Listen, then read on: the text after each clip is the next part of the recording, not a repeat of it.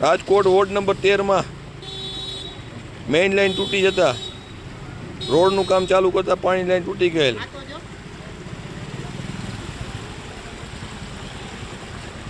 આપ જોઈ શકો છો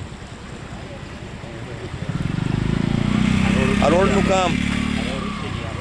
આજે રોડનું કામ ચાલુ કરતા મેઇન લાઈન તૂટી જતા પાણી વેડફાઈ ગયું.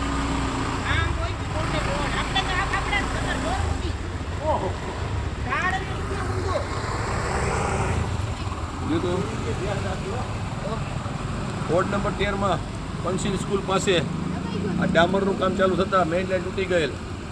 1 કલાકથી પાણી જે છે કમ્પ્લેન લખાવેલ છે, કોઈ અધિકારી સુધી આવેલ નથી.